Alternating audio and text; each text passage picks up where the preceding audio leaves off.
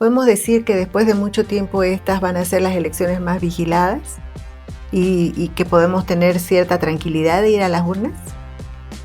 Nos ha costado bastante coordinar con los partidos políticos, porque son los partidos políticos los que en realidad acreditan a los delegados de mesa. Pero también habían actas firmadas por una sola persona o llenadas con la misma mano. Algunos jurados electorales estaban un poco hostiles y ellos aducían que si la cantidad de votos nulos superaba la cantidad de votos válidos, la elección era nula. ¿Y a qué hora tendremos los resultados preliminares? Es que se va a volver un cuello de botella la información en La Paz. Un solo lugar es inaudito pensar que vamos a terminar a las 8 con mil respetos. ¿Han detectado ustedes cuáles son las zonas de riesgo en Santa Cruz? ¿Qué se está haciendo al respecto? ¿Cuáles son esas zonas? ¿Qué le dicen a la gente que piensa, que cree que puede haber fraude, que tiene esa herida abierta? ¿Puede, no puede? ¿Qué cosas hay que estar atentos como vecinos, como ciudadanos? Para que quede claro, ¿vale más el voto del campo que el de la ciudad? No podemos vivir de memes. Tenemos que participar el 17 de enero. Tenemos que estar presentes.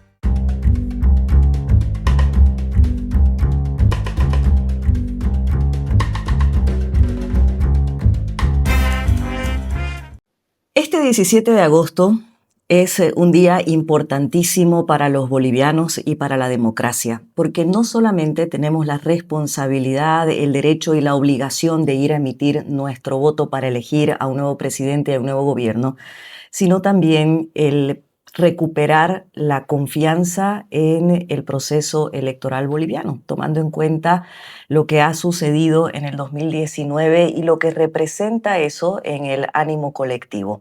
Hoy vamos a, aquí en Backstage, tirar el telón para mirar la realidad de frente y poder darles información valiosa para emitir su voto correctamente, por un lado, y por otro lado, asumir la ciudadanía, la responsabilidad de cuidar el voto en el día de la elección. ¿Qué tal, Mónica? Hola, Sisi, ¿cómo estás? Ya estamos en la recta final. Me parece que este programa es muy importante porque es necesario que sepamos qué es lo que vamos a elegir, dónde hay que marcar y qué significa cada una de las cruces que pongamos en nuestra papeleta. Hoy nos acompaña la presidenta del órgano electoral departamental, la doctora María Cristina Claros. ¿Cómo está? Bienvenida. Muchísimas gracias, muy buenas tardes. Y nos acompaña Guillermo Capobianco como parte de la plataforma Cuidemos el Voto, que entiendo que se están preparando para desplegar ciudadanos en los recintos electorales para garantizar y aportar en eso que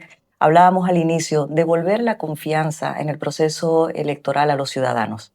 Gracias por la invitación. Estamos aquí como una parte comunicacional de lo que hacemos y lo que pensamos. Y eso es garantizar la transparencia.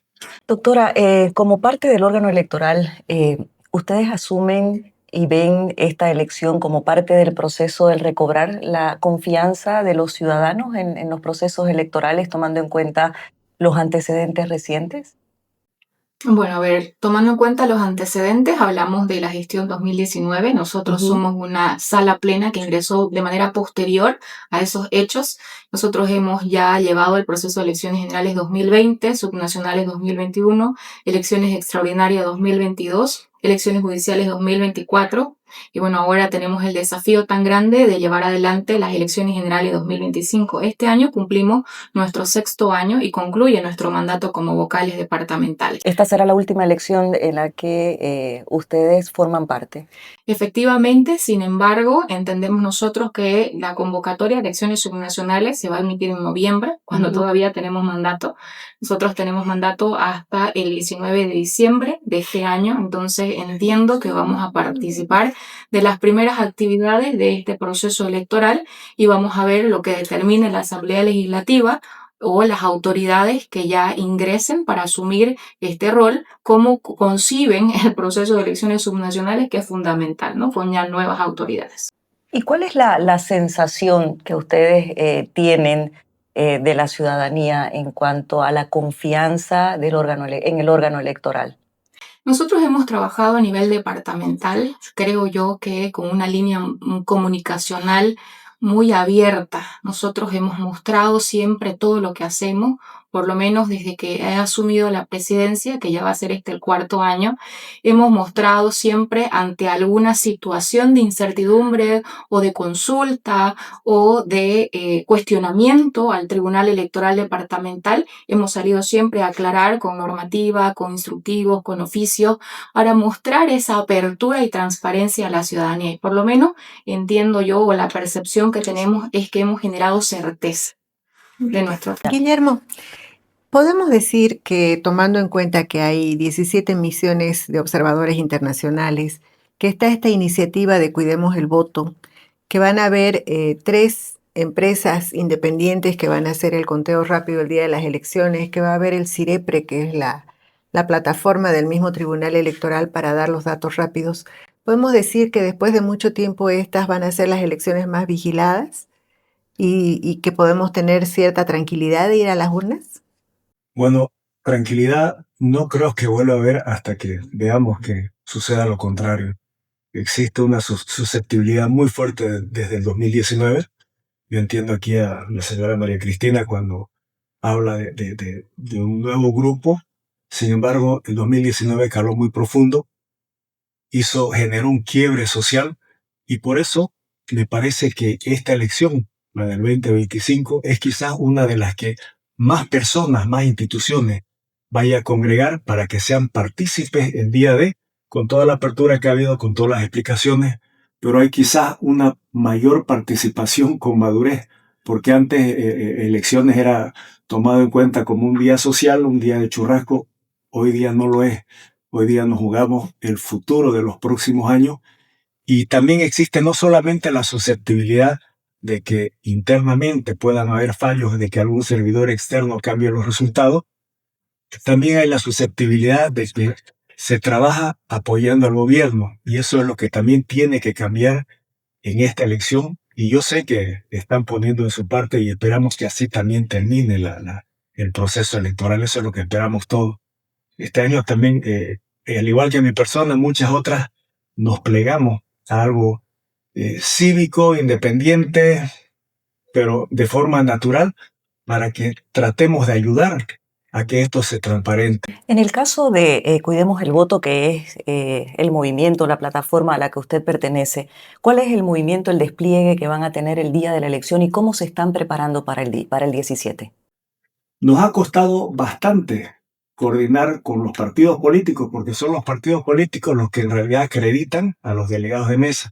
Sin partidos políticos no pudiésemos participar el ciudadano común.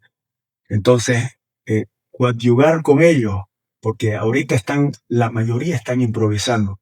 Cuando usted se refería al comienzo, ¿están preparados? Nunca vamos a estar preparados porque en realidad, como no existe la instructiva de empezar con tiempo a prepararse, a organizarse, por recinto, después por mesa, todo lo dejan a último momento. Es más, empiezan a participar a las invitaciones del TET a último momento. Yo he ido a las últimas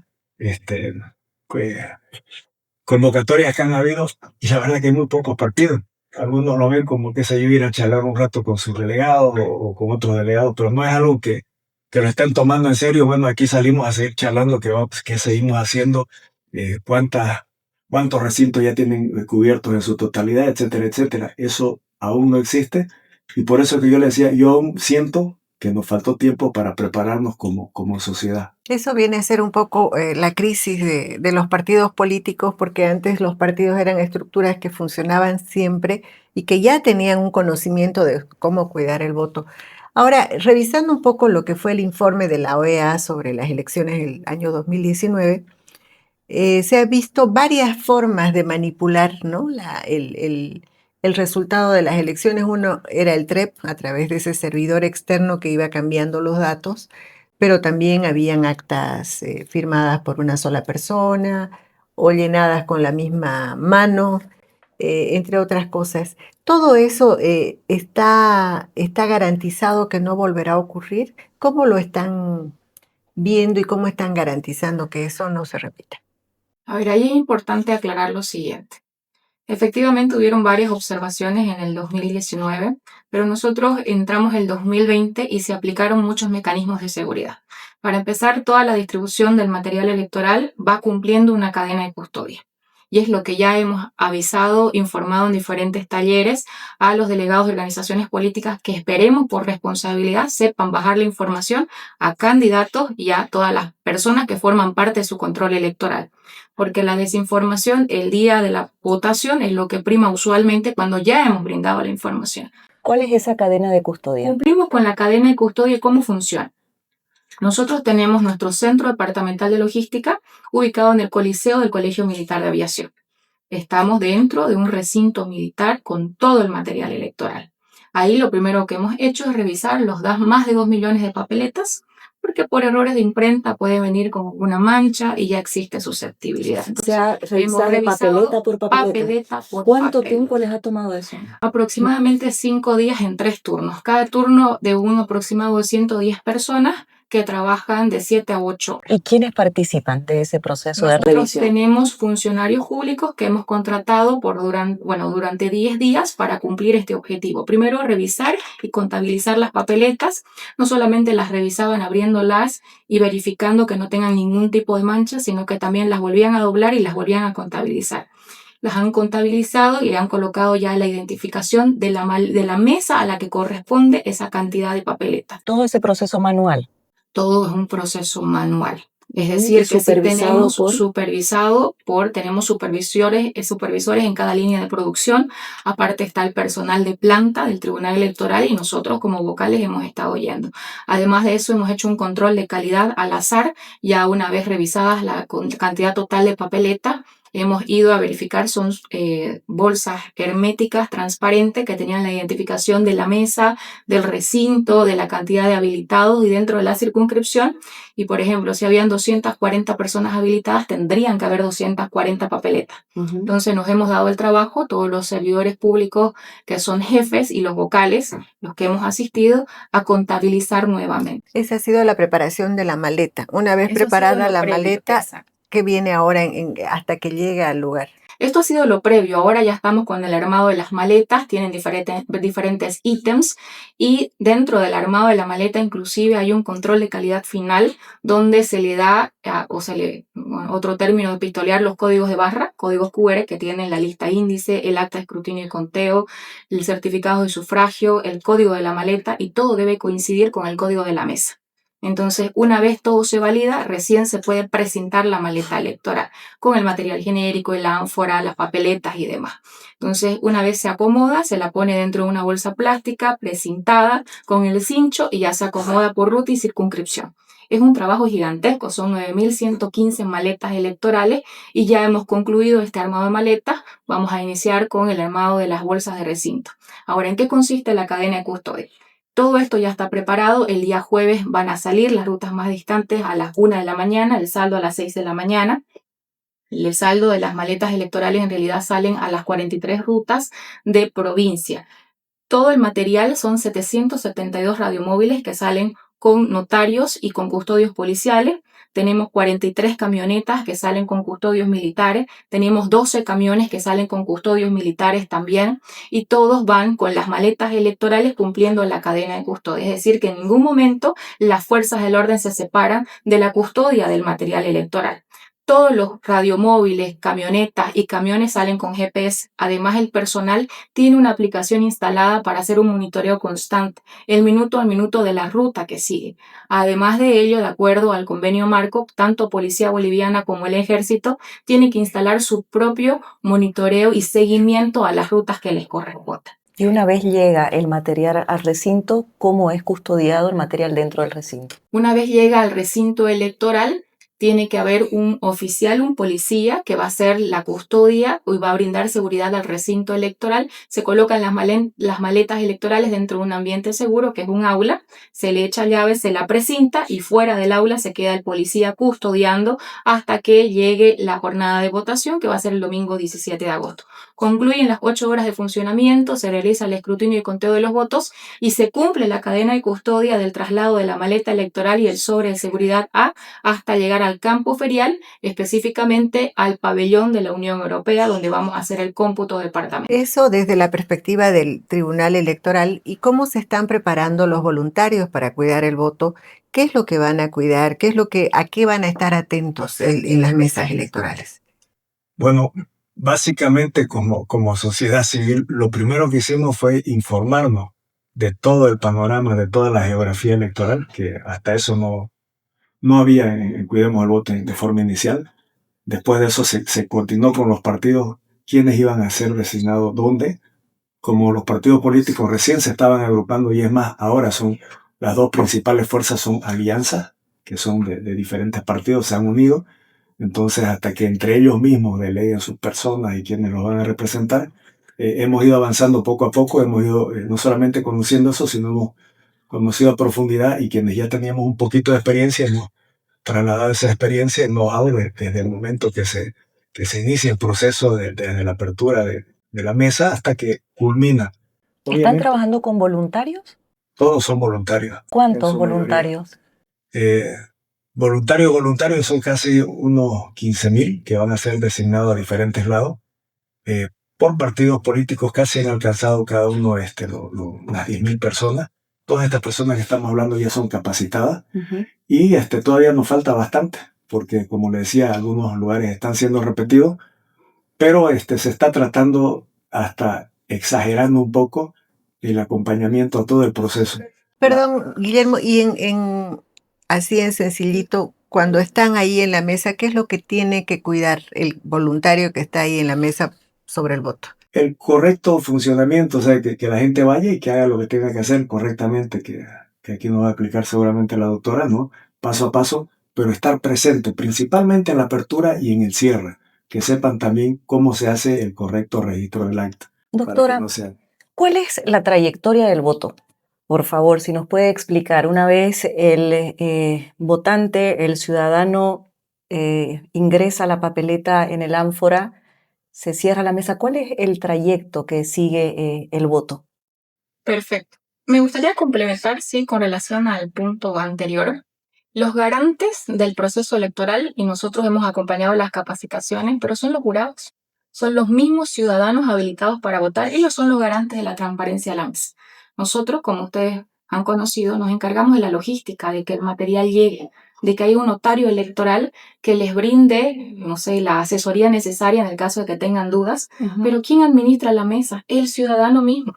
Y cuando acompañamos las capacitaciones les digo, nosotros saludamos las plataformas que existen para cuidar el voto, pero a nivel departamental tenemos 54.000 voluntarios, que son los jurados que han sido sorteados, seleccionados para cumplir este rol de máxima autoridad de la mesa de sufragio, y es importante dentro de las reflexiones que ellos lo entiendan.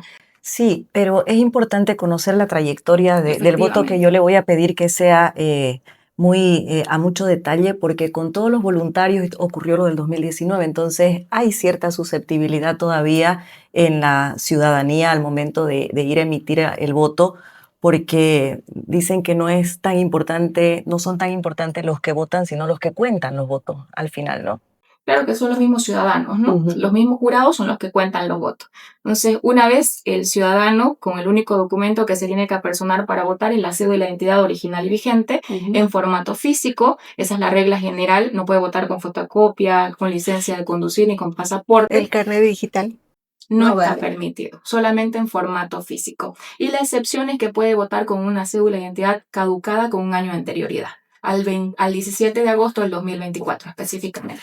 Una vez le entregan la papeleta, la tienen que mostrar, la van a exhibir, le van a demostrar que se encuentra completamente en blanco, la tienen que agarrar la papeleta de las puntas, la vuelven a doblar, se la entregan al elector, ingresa, vota el candidato de su preferencia. ¿Cuántas veces debe votar el elector?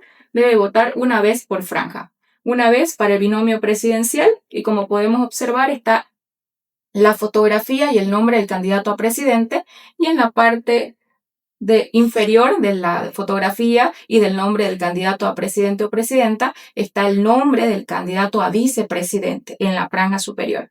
Y en la franja inferior tenemos candidatos y candidatas por circunscripciones uninominales. Debe votar el ciudadano una vez por franja. Esas casillas donde no hay foto del candidato a diputado uninominal es porque no hay candidato? En realidad este era un diseño que se había aprobado, existen diferentes diseños, entendemos que ya habían completado la presentación de las fotografías y habían cumplido en algunos de los casos con las sustituciones. ¿Qué va a pasar con el caso de Morena? En el caso de Morena, pues ya estaban impresas las más de 2 millones de papeletas, por ende sigue figurando.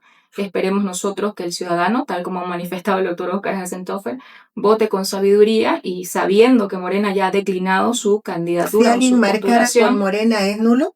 Efectivamente, pero no en mesa. El voto de Morena en la mesa de sufragio tiene que ser de Morena, porque está ya el nombre del partido político Morena impreso en el acta de escrutinio y conteo. Entonces los votos de Morena son de Morena y ya ese traslado a voto nulo va a ser en el cómputo departamental. Ahora, ¿habrá circunscripciones donde no aparezca la fotografía del candidato? Entendemos que no, todas las candidaturas, que son en realidad 15 diseños de papeletas que nosotros tenemos, son 14 las circunscripciones uninominales en el departamento, más la circunscripción especial indígena. Entonces entendemos que ya todas tienen los candidatos y candidatas con la identificación específica para cada circunscripción uninominal y especial. Hay un dato que a mí me confundió una vez hace mucho tiempo que estaba haciendo una cobertura porque en una escuela llamaron para decir después de las elecciones que habían encontrado muchas papeletas. Y cuando fui a preguntarle al doctor Mario Orlando Parada, que era presidente del órgano electoral, él decía que eso podía pasar porque en realidad después de que pasa la votación, lo que queda es el acta, ¿no? ¿Eso nos puede explicar? En realidad no. Eso sería en la época de la Corte Electoral. Ajá, sí, Ahora ya estamos con Tribunal Electoral.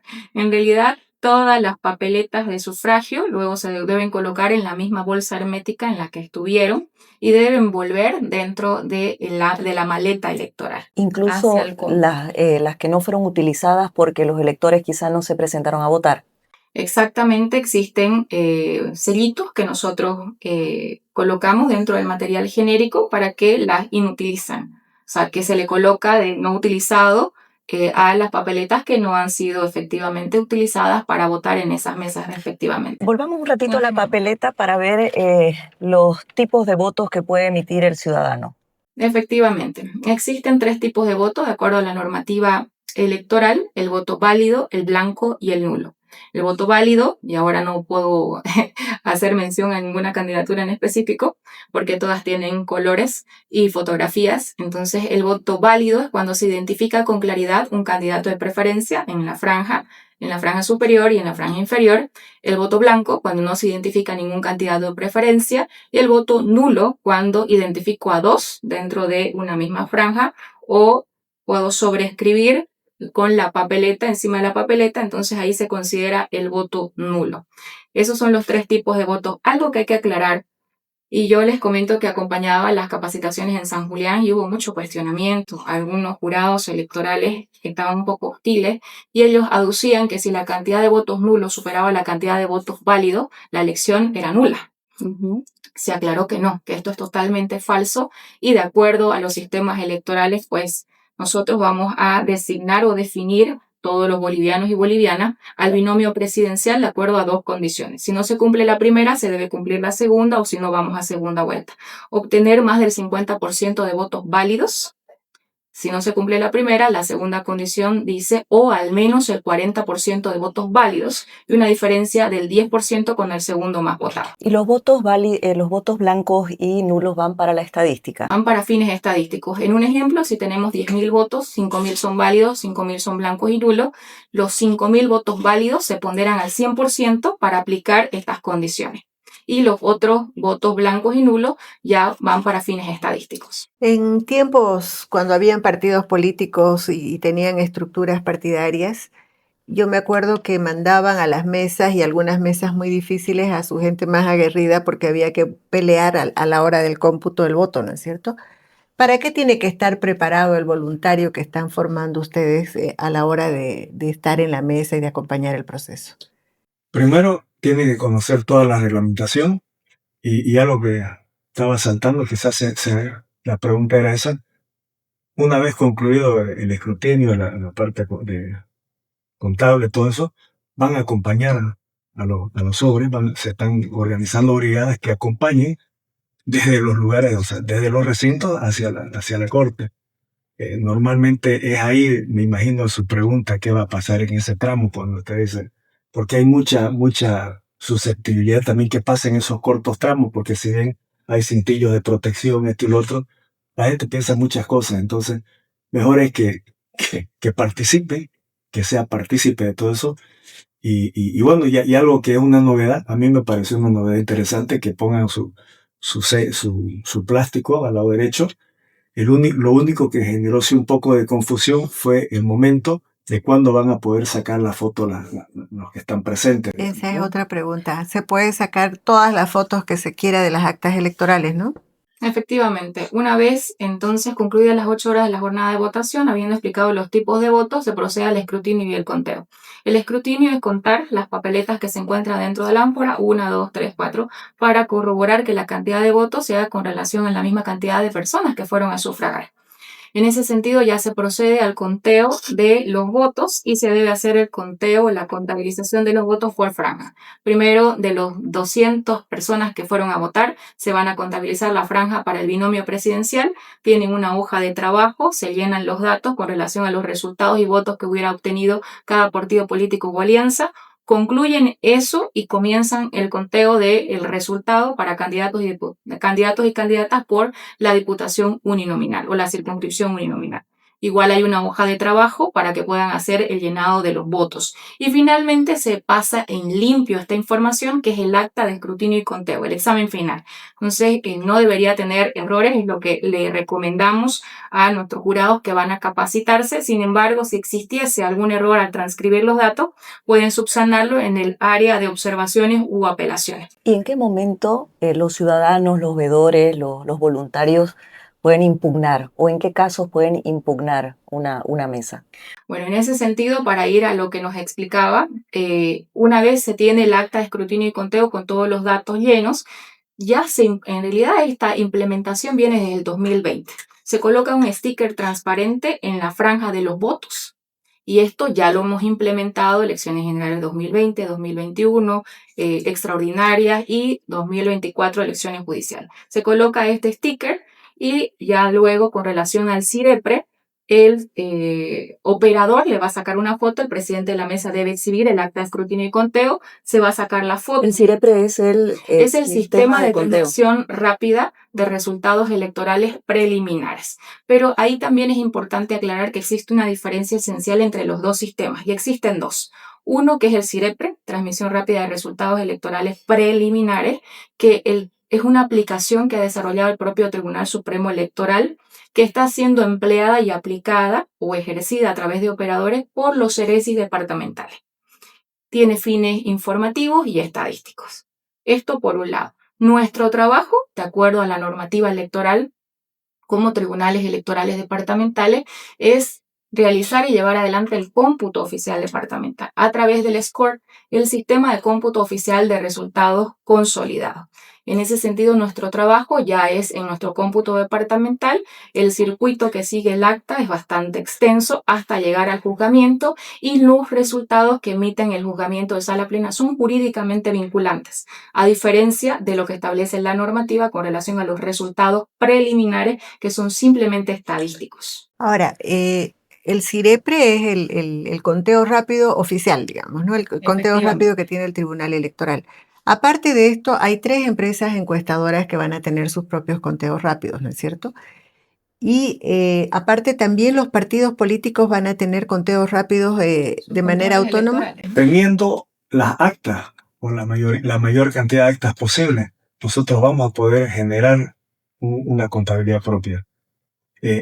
Quizás no se refleje en su totalidad a lo que muestra el VP, o en este caso en Santa Cruz del TEP, porque hay un procedimiento del que si hay algún problema con la acta, lo van a centralizar en La Paz para ver si repiten la foto o ¿no? Entonces ese proceso, obviamente van a haber delegados de partidos y Perdón, no me queda claro, ¿el CIREPRE es centralizado en La Paz o es para cada órgano electoral departamental? No, eso lo maneja el Tribunal Supremo Electoral de manera exclusiva a través de los CERESI. ¿Qué hacen los CERESI? Han contratado operadores, es decir, que van a tener funcionarios que tienen la tarea o la misión de sacar foto al acta. subir los datos y llenar la información en la aplicación de Cirepre. ¿Y a qué hora tendremos los resultados preliminares? El Tribunal Supremo Electoral ha manifestado que estima dar un 80% de resultados entre las 9 y 10 de la noche. O sea, lo que yo quiero rescatar de esto, Guillermo, es que de alguna manera vamos a tener simultáneamente muchos resultados que tienen que parecerse lógicamente, ¿no es cierto? Deberían parecerse, pero esto, como decía la doctora María Cristina, la información va a ser centralizada en La Paz dentro del proceso. Y quien ha estado participando en un conteo sabe que somos humanos quienes manejamos la cámara, todo. No va a ser un proceso fácil.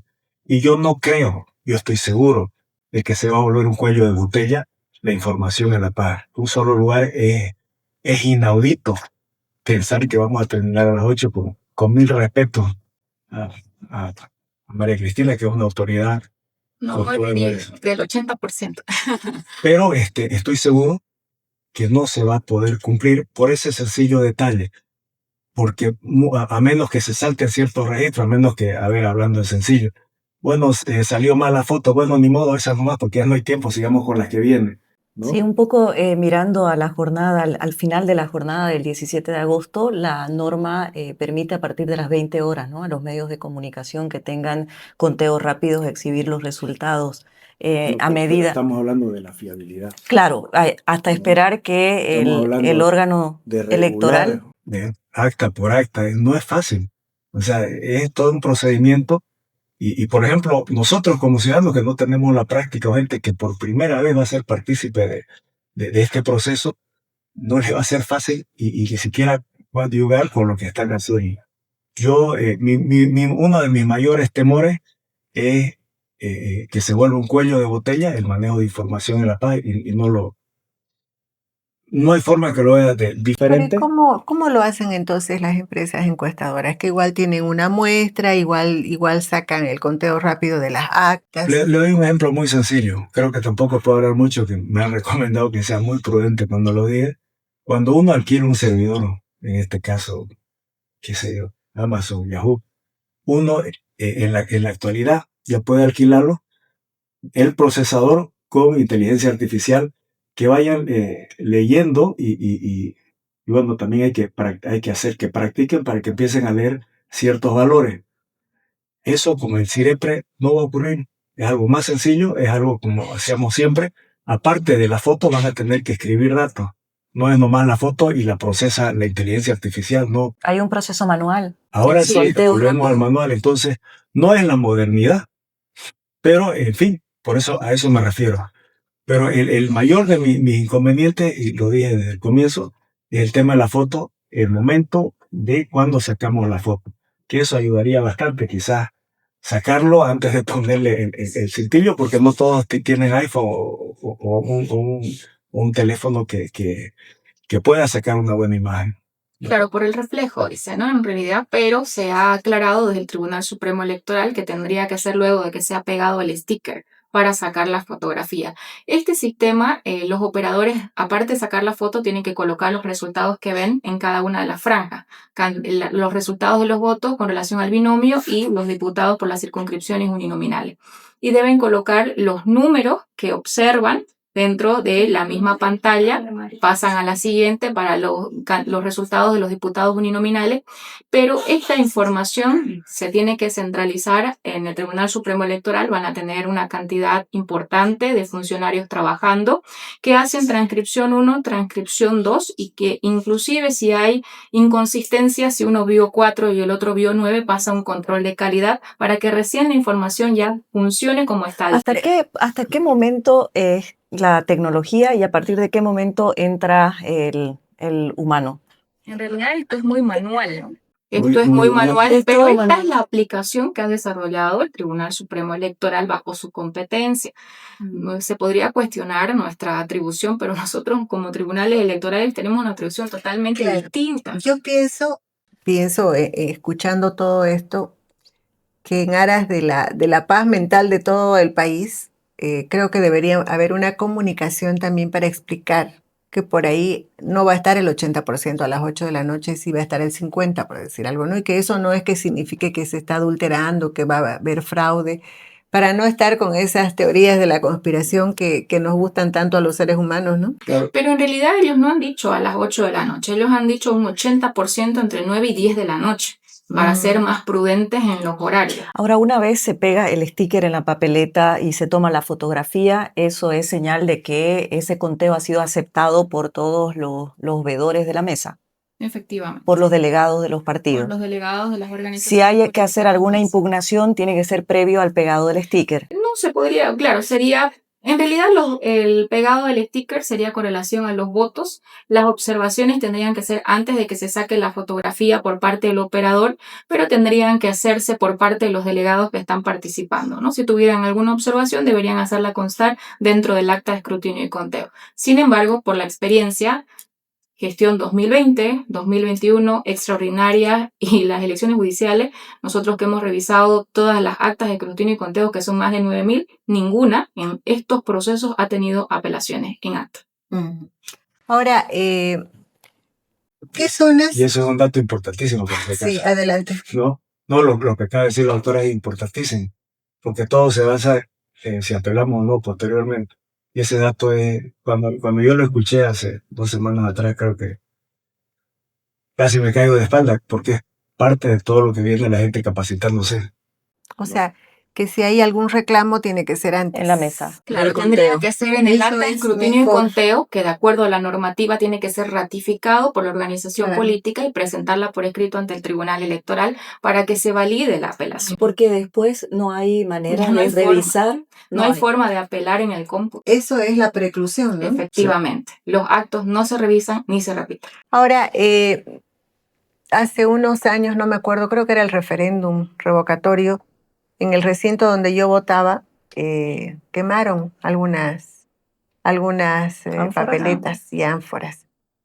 ¿Han detectado ustedes cuáles son las zonas de riesgo en Santa Cruz? ¿Qué se está haciendo al respecto? ¿Cuáles son esas zonas? Claro, y sin ir tan lejos, en las elecciones subnacionales se quemaron ánforas. Yo estuve justamente en Colpabélica, en San José y en otros municipios donde sí se efectuó lo mismo. Con relación a estos municipios de riesgo, donde existe bastante presencia de personas que siguen a Evo Morales, ya se han identificado estos municipios como San Julián, Yapacaní, Mairana, Los Negros, entre otros, y ya tenemos nosotros la coordinación con la Policía Boliviana, que es el encargado de brindar seguridad. Inclusive tenemos planes de distribución, pero también planes de contingencia para poder activarlos. En el caso de que exista algún bloqueo o que tengamos información cuando se está haciendo la distribución del material de que hay grupo de personas que están con cierto movimiento extraño, pues para que nosotros activemos este plan de contingencia y se busque una ruta alterna. Eso es Según las importantísimo. proyecciones que ustedes tienen, ¿cuándo estarían dando los resultados al 100%? Bueno, la normativa establece que los tribunales electorales departamentales tenemos 7 días. Y aquí me gustaría aclarar algo.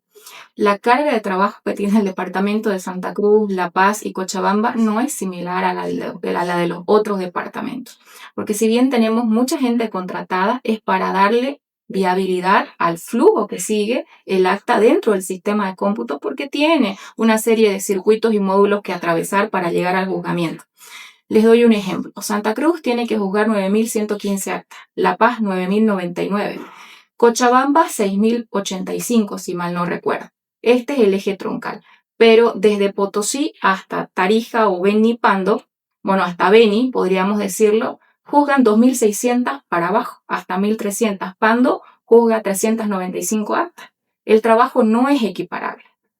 Entonces, nosotros en sala plena, los mismos 5 vocales que existen en los 9 tribunales electorales departamentales, tienen la obligación de juzgar todas y cada una de las actas. Las mismas 5 personas que no tienen suplente. Entonces, la carga del trabajo no es similar.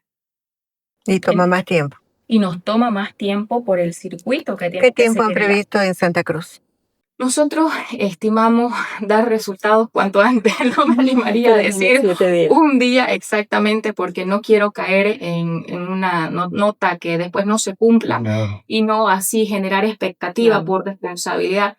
pero sí vamos a dar lo mejor de nosotros, siempre lo hemos hecho, estimamos terminar cuanto antes y para ello estamos intentando que cada módulo tenga la capacidad de memoria necesaria para que no se traben, porque como es tanta la información que procesamos, tuvimos ese caso en la gestión pasada de las elecciones judiciales, que teníamos más de 300 actas en un módulo y no pasaban, y esperábamos en el juzgamiento de sala plena y no venían. O sea que Porque están colgados al sistema nacional. es que nosotros tenemos una red confinada y lo único que hacemos como Tribunal Electoral Departamental es alimentar esa red.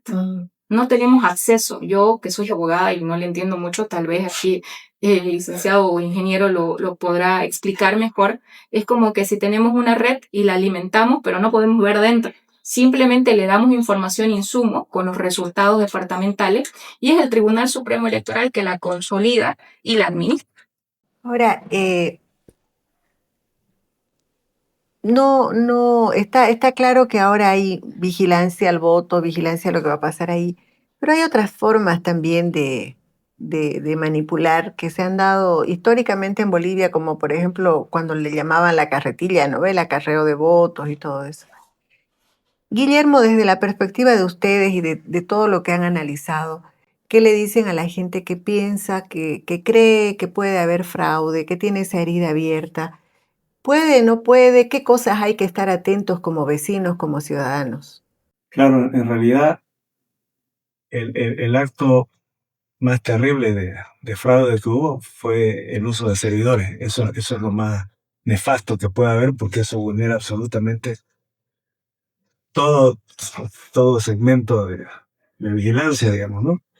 La segunda parte que me parece irresponsable, pero tampoco depende de usted, es de que no exista eh, contratada una empresa buena de ciberseguridad.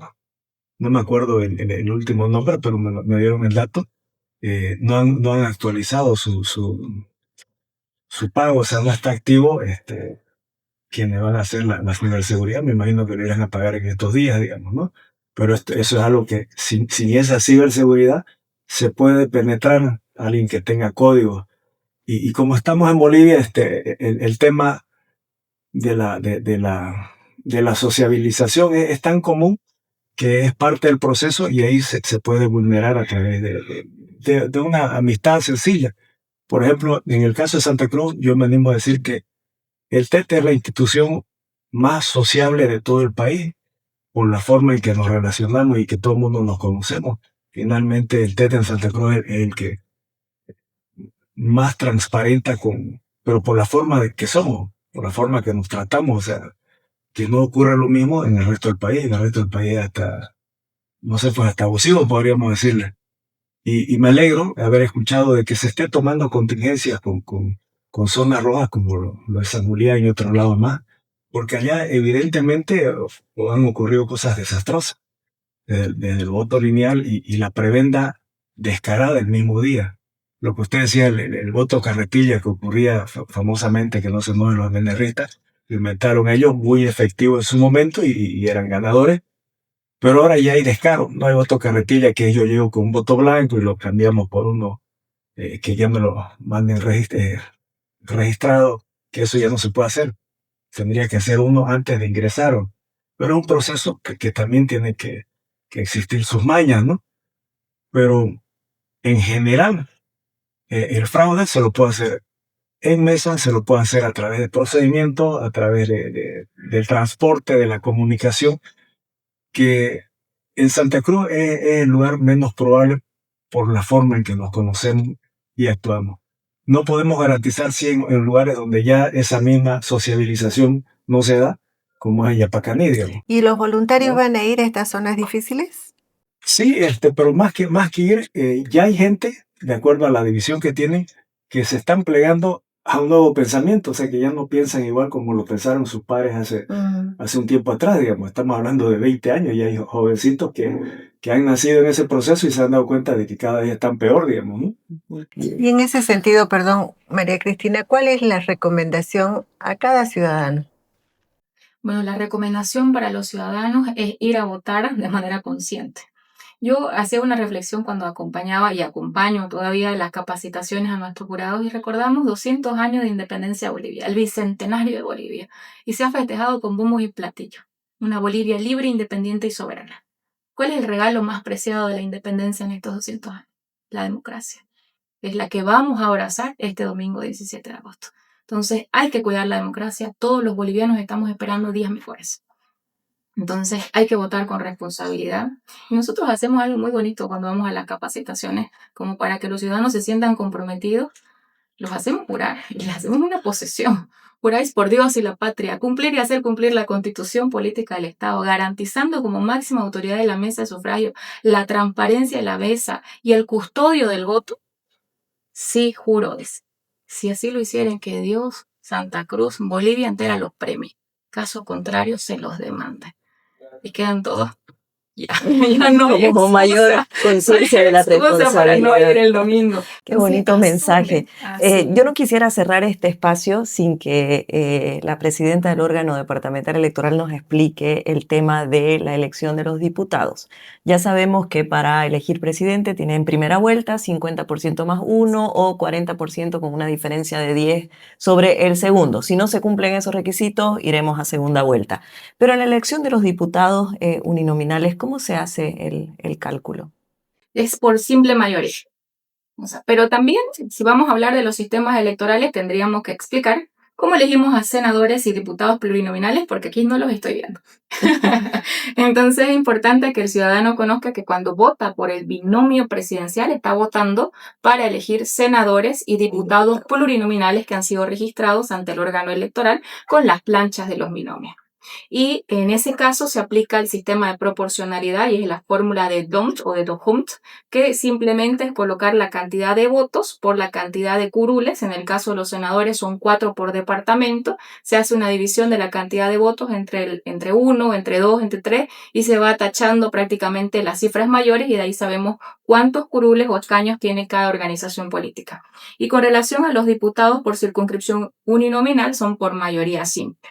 O sea, un voto puede hacer la diferencia. Un voto En los puede hacer uninominales. la diferencia en los uninominales. Había otra cuestionante bastante común en la sociedad y creo que nos ha faltado el socializar tal vez esta información. Vale más el voto del campo que el de la ciudad. Y es preciso hacer notar que existe una fórmula técnica muy sencilla y se basa en los resultados del Censo de Población y Vivienda. Santa Cruz tiene un aproximado de 3.115.000 habitantes, no habilitados para votar, habitantes.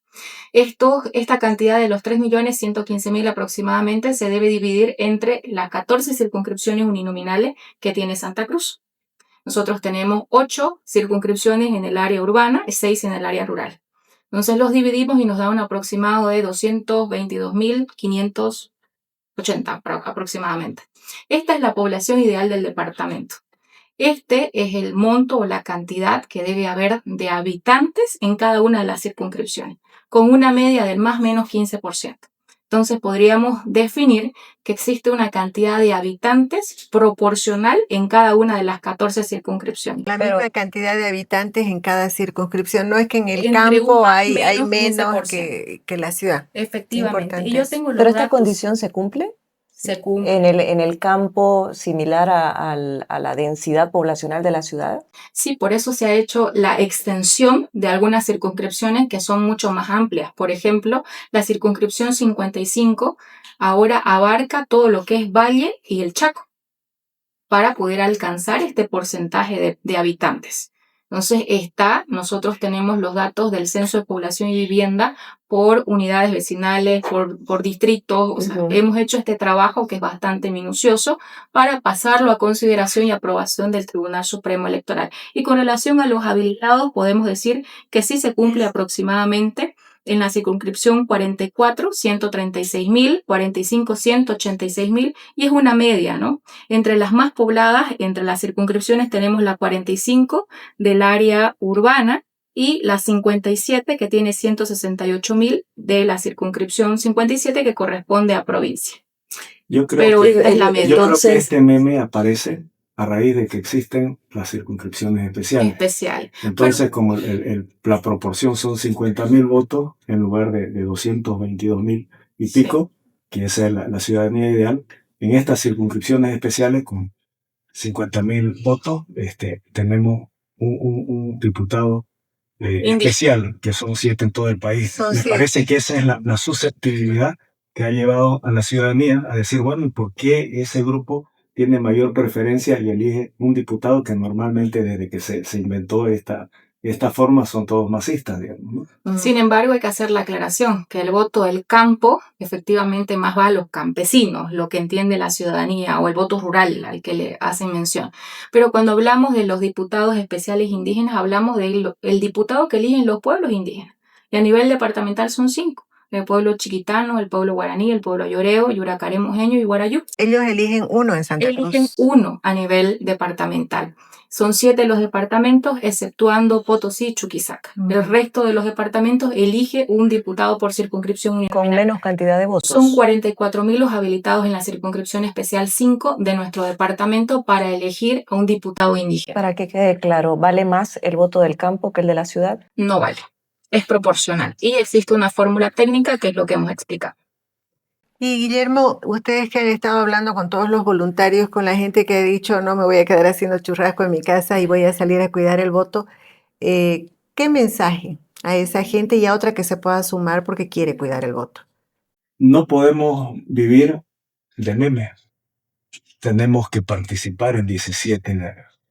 Tenemos que estar presentes. Tenemos que ser todos observadores, seamos o no delegados de mesa. Este es un proceso importantísimo. Si bien tenemos la aceptación del TEL, por lo menos de Santa Cruz, que ha sido abierto con la mayoría de los partidos, todo Bolivia tiene que salir, tiene que presentarse, tiene que estar presente para que no se la chalen o para que no le cuenten otra historia.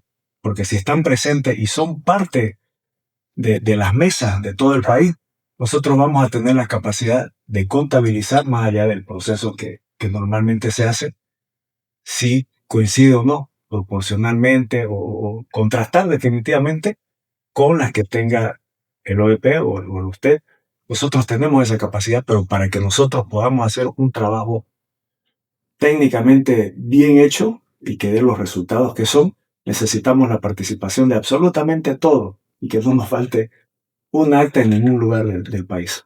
Bien, cerramos. Gracias, doctora María Cristina Claros. Gracias, Guillermo, por haber participado de este diálogo que creo que es indispensable a días nada más, a horas de ir a emitir nuestro voto el 17. Importante programa así que no se pierda ni un segundo. Tenemos que saber bien cómo estar, cómo participar y cómo cuidar lo que puede cambiar la vida de los bolivianos a partir del 8 de noviembre, que es la posesión del nuevo presidente. Sí, porque la democracia es emitir nuestro voto, pero la democracia también es ejercer nuestra ciudadanía, asumir la responsabilidad y cuidar nuestro voto el día de la elección.